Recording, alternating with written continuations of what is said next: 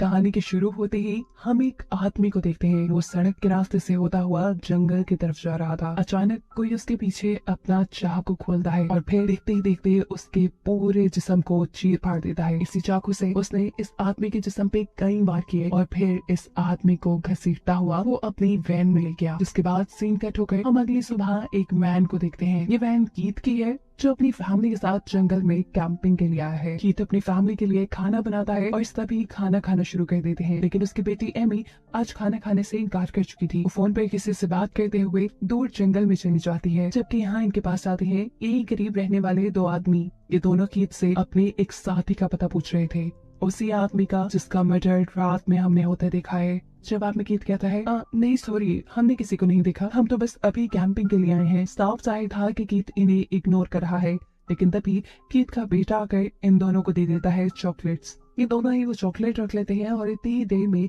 Keith की बेटी Amy भी यहाँ जाती है। कीथ एमी से कहता है जाओ जाकर वैन में बैठो। अब एमी को देखते ही ये दोनों लड़के कीथ से कहते हैं क्यों ना हम आपकी वैन को देख रहे, हमें शक है कि हमारा साथी आपकी वैन में होगा। कीथ बड़े ही आराम से दिमाग लगाते हुए ये सिचुएशन हैंडल करता है और उन दोनों आदमी से कहता है माफ करना लेकिन अभी हम जरा जल्दी में हैं। ये सुनकर वो दोनों आदमी चुपचाप अपनी गाड़ी में बैठकर चले जाते हैं और ये लोग भी जल्दी जल्दी अपना सामान पैक करके अपने घर की तरफ निकल जाते हैं। अभी वो आधे रास्ते में ही पहुंचे थे कि सामने उन्हें दोबारा वही दोनों आदमी मिल जाते हैं। ये दोनों अपनी कार ठीक कर रहे थे और इस टाइम एक आदमी के हाथ में गन भी थी, जिसे देखते ही कीथ की वाइफ डर जाती है। वो उससे कहती है कि तुम अपनी वैन को पीछे ले लो, लेकिन कीथ इस वैन को पीछे लेने के बजाय आगे बढ़ जाता है। अब ये दोनों आदमी कीथ के पास आते हैं और उसे कहते हैं हमारी वैन खराब हो गई है, हो सके तो हमें लिफ्ट दे दो, वैसे भी आप लोग हमारे टाउन से गुजर के जाएंगे। कीथ का डरा सहमा चेहरा देखकर यह आदमी समझ गया कि ये लोग उसकी शॉर्टगन से डर रहे हैं, इसीलिए वो कहता है हम दोनों को ना सही सिर्फ एक आदमी को लिफ्ट दे दो, ये मेरा दोस्त बिली, इसका घर टाउन से पहले ही आ जाएगा, इसे लिफ्ट दे दे। अपने घर जाते ही ये कार लेकर मुझे यहाँ पर वापस लेने आ जाएगा और ये गन इसकी तो फिक्र ही ना करे, ये मेरे ही पास रहेगी। कीथ की वाइफ अभी भी नहीं चाहती थी कि कोई अनजान आदमी उनकी वैन में बैठ जाए, लेकिन कुछ सोचते हुए कीथ बिली को अपने साथ ले जाने के लिए राजी हो जाता है।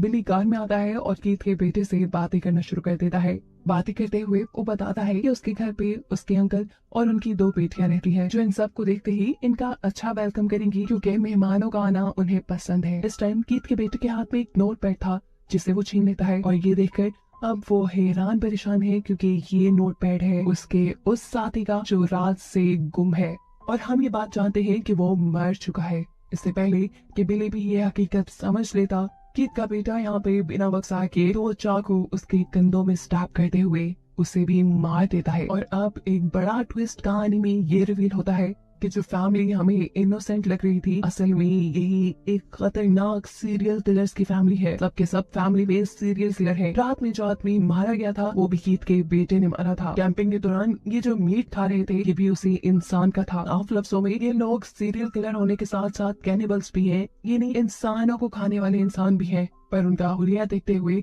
कोई भी उनके ऊपर शक नहीं करता। बिली का मर्डर करने के बाद ये सब लोग मिलकर बिली के छोटे छोटे पीस कर देते हैं और फिर उसे फ्रीजर में फ्रीज कर देते हैं क्योंकि यही तो उनका खाना है। इस टाइम कीथ की वाइफ अपनी बेटी को इस आदमी की आंख देती है। ये देखकर उसका बेटा पूछता है ये आंख आप इसे क्यों दे रही है, ये तो मुझे देनी चाहिए, इस आदमी को तो मैंने मारा है। पर कीथ की वाइफ कहती है ये आंख एमी को इसलिए दे रही हूँ क्योंकि वो अपने ऊपर कंट्रोल रखती है, किसी पे ऐसे ही नहीं टूट पड़ती। यहाँ बिली का जो उनके पास फोन था वो भी रिंग करने लग जाता है और गुस्से में कीथ उसे तोड़ देता है। जिसके बाद ये लोग पहुंच जाते हैं अब बिली के घर, क्योंकि बिली ने बताया था कि वहाँ उसकी फैमिली रहती है। घर का दरवाजा नॉक करते ही दो लड़कियां दरवाजा खोलने के लिए आती हैं, जिसमें से बड़ी बेटी है जूलियन और छोटी सवेना।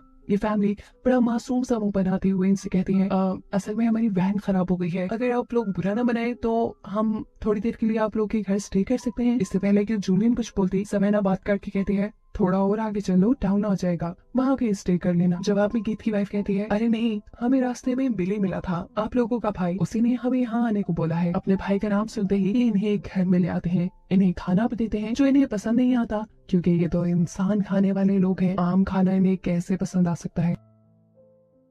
इस सब के बाद कीथ इनसे कहता है कि अगर आप बुरा ना मनाए, मुझे आप लोग का फोन यूज करना है। तब अंकल कहते हैं असल में हमारे घर में एक ही फोन है जो बिली के पास होता है, वो आ जाए तो वो आपके फोन पे बात भी करवा देगा और आपको आपकी मंजिल तक भी पहुंचा देगा। खाना खाते हुए सवेना उससे बहुत से सवाल कर लेती है, जैसा कि अगर बिली आपको रास्ते में मिला था तो वो आपको घर तक क्यों नहीं ले आया। तब कीथ की वाइफ उसे कहती है वो तो खुद बेचारा पैदल था, वो अपनी दोस्त की हेल्प के लिए वापस रोड की तरफ जा रहा था, उसने बस हमें घर का एड्रेस बताया और वो चला गया। लेकिन सवेना के सवाल तो खत्म होने को ही नहीं आ रहे थे। उसके सवालों से तंग आकर ये सब अपने अपने वेपन्स निकाल लेते हैं गुस्से में सवेना को मारने के लिए। पर तभी दरवाजा नॉक होता है और यहाँ एक अच्छा खासा हड्डा कटा इंसान उनके घर पे आ जाता है, जिसे देखते ही ये चारों घबरा गए, क्योंकि ऐसे इंसान से लड़ना, उसका मुकाबला करना और उसे मारना इनके लिए हमेशा मुश्किल हो जाता है। ये जूलियन का फियांसी है। इसे देखते ही ये चारों अपने अपने वेपन्स दोबारा छुपा लेते हैं। सीन कट होकर हम बिली के दोस्त को देखते हैं, जिससे ये वही सड़क पर ही छोड़ा थे। वो बार बार बिली को कॉल कर रहा था, लेकिन बिली का फोन ऑफ जा रहा था। अब तो उसे घबराहट भी होने लगी थी और तभी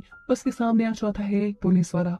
वो उसे लिफ्ट देने की ऑफर देता है, लेकिन ये आदमी इनकार कर चुका है क्योंकि उसे ये पुलिस वाला बिल्कुल पसंद नहीं। पुलिस वाले के यहाँ से चाहते ही इस आदमी को उल्टियां लगना शुरू हो गई है, वो भी उसी चॉकलेट की वजह से जो कीथ की बेटी ने उसे दी थी। सीन कट होकर हमें यहाँ बिली के घर का सीन दिखाया जाता है। इसी घर में एमी जब वॉशरूम में जाती है तो गलती से बिली की आंख जो उसकी मॉम ने उसे गिफ्ट की थी वो उससे बाथरूम में ही गिर गई, जिसे वो नोटिस के बगैर ही बाथरूम से बाहर भी आ गई।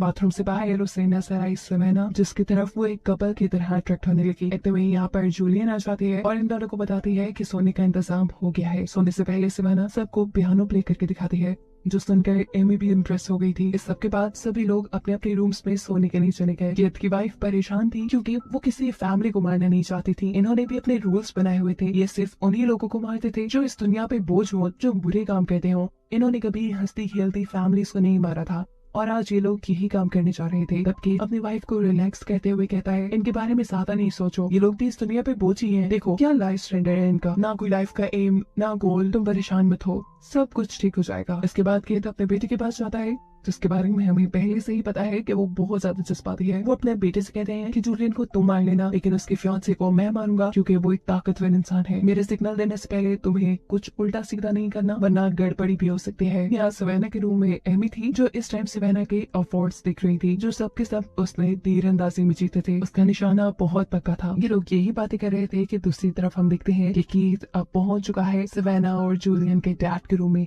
उन्हें मारने के लिए। जूलियन के डैड को जैसे ही अपने कमरे में हलचल महसूस होती है तो वो डरकर चीख मारने की कोशिश करते हैं, लेकिन इतने में ही कीथ उनके मुंह के अंदर कुल्हाड़ी मार के उन्हें हमेशा के लिए खामोश कर देता है। घर के बाहर कीथ का बेटा जूलियन के फियांसे के ऊपर अकेला ही हमला कर देता है। ठीक उसी वक्त जब वो उल्टी कर रहा था, पीछे से उसने अपने दोनों चाकू उसके कंधों में स्ट्रैप कर दिए। वो लड़का जैसे ही अपने डिफेंस पे पीछे मुड़ा, कीथ के बेटे ने उसके सीने में चाकू मार मार के चीर फाड़ की और फिर उसके गले पे चाकू मारते हुए उसे भी मार डाला। हालांकि कीथ ने उसे ये सब करने से मना किया था, लेकिन फिर भी इतने तगड़े इंसान को उसने इतनी आसानी से मार दिया। इसका इनाम तो बनता ही था। कीथ उसी आदमी की जुबान काट कर अपने बेटे को इनाम के तौर पे दे देता है। यहाँ एमी जब सवेना के साथ सोने के लिए लेटी तो तभी उसने अपना चाकू निकाल कर सवेना को मारने की कोशिश की। सवेना जो उसकी इस चाल से बेखबर थी, वो जैसे ही एमी को अपने करीब से धक्का देती है तो एमी का चाकू उसी को लग जाता है। उसको चोट लगा देखकर सवेना घबरा जाती है। वो यहाँ उसे टेम्परेरी तौर पे एक पट्टी बांध के घर के बाहर से उसके लिए फर्स्ट एड लेने के लिए जाती है। अपना इतना ख्याल करते हुए इस लड़की को देखकर एमी को दिल ही दिल में बुरा लग रहा था कि क्या वो इस लड़की को मार देगी। खैर हम देखते हैं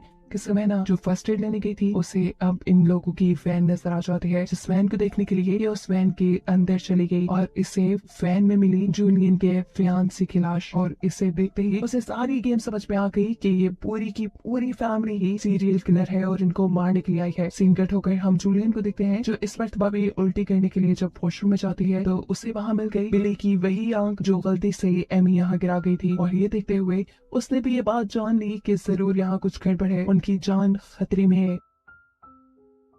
डरते हुए वो जल्दी से अपने डैड के रूम में जाती है और देखती है कि उसके डैड को भी इन लोगों ने मार दिया। वो यहाँ जब जोर से चिल्लाती है तो तभी कीथ इधर आकर उसके मुंह पे हाथ रखते हुए उसे यहाँ से ले जाता है। वो जूलियन को लेकर आता है अपनी वाइफ के पास और अपनी वाइफ से कहता है चलो उसे मारो, लेकिन उसकी वाइफ अभी तक इस लड़की को मारने के लिए तैयार नहीं है। इससे पहले कि ये औरत जूलियन को मारती थी, अचानक एक तीर आकर उसके गले के आर पार हो जाता है, क्योंकि सवेना जो इनकी सच्चाई जान चुकी थी, अब वो अपने डिफेंस में अपना हथियार यानी अपना तीर कमान अपने कमरे से उठा चुकी थी। शोर सुनकर एमी भी यहाँ जाती है और अपनी मॉम को मरा हुआ देखकर उसका दिमाग घूम जाता है। वो सोचती है कि अगर उसने सवेना को वहीं बेड पे मार दिया होता तो अब उसकी मॉम उनके साथ जिंदा होती, लेकिन अभी भी देर नहीं हुई थी, बाकी सब लोगों को बचना था। ये लोग प्लान करते हैं कि जल्द ही ये दोनों लड़कियों को मारकर इस घर को जलाकर यहाँ से निकल जाएंगे। ये लोग अब जूलियन को टॉर्चर करना शुरू कर देते हैं ताकि उसकी चीख सुनकर सवेना यहाँ आ जाए। सवेना यहाँ आती तो है, लेकिन इन्हीं के साथ चाल चलते हुए उसके काबू में था कीथ का बेटा, जिसके गले पे अब उसने चाकू रखा हुआ था। यहाँ एक ट्विस्ट ये भी रिवील होता है कि सवेना ने एमी के फोन से पुलिस को कॉल भी करती थी। जिस टाइम सवेना ने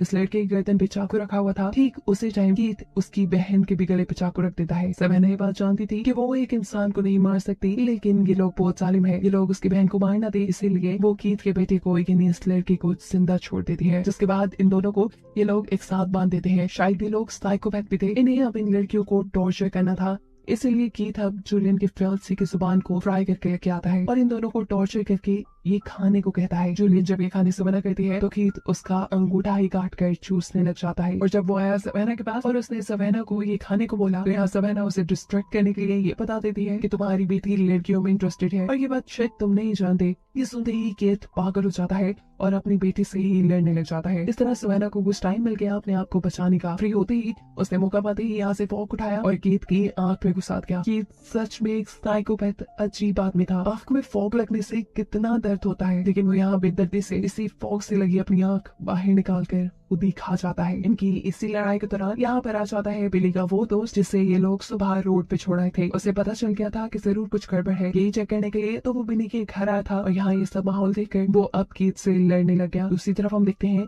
कि कीथ का बेटा जो इनके पूरे घर पे मिट्टी का तेल छिड़क रहा था, वो भी इस आदमी को देखते हुए घर के अंदर आ जाता है, जिसे काबू करती है सवेना। सवेना पहले उसकी गर्दन पे चाकू रखते हुए उसे किचन में ले जाती है, उसका हाथ चलाती है और फिर गरम गरम पकता हुआ पानी उसके मुंह पे फेंक देती है। ऐसा करते ही ये लड़का बहुत ज्यादा कमजोर हो गया, जिसके बाद सवेना अब उसके गले पे प्रेशर डालते हुए उसे मार डालती है। सवेना ने तो अपने दुश्मन को मार दिया था, लेकिन दूसरी तरफ बिली का दोस्त कीथ से हार जाता है। जख्मी होने के बावजूद वो अपना अच्छा डिफेंस करता है और कीथ के दोस्त के सर में चाकू घुसाते हुए उसे जान से मार देता है। अभी वो यही करके फारिग हुआ था कि अचानक पीछे से सवेना की बहन यानी जूलियन आकर एक जोरदार हथौड़ा उसके सर पे मारती है, जिससे उसकी भी मौत हो गई। दोनों बहनों ने एक दूसरे को देखकर लंबा सांस भरा, लेकिन अभी से को नहीं हुआ था क्योंकि ये जानती थी कि अभी एमी जिंदा है, जिसे अब इन दोनों को मारना है। अचानक हम देखते हैं कि एमी जूलियन के पीछे आकर उसे चाकू मारते हुए स्टैब करके खत्म कर देती है और फिर पीछे बढ़ जाती है सवेना के। अपनी जान बचाने के लिए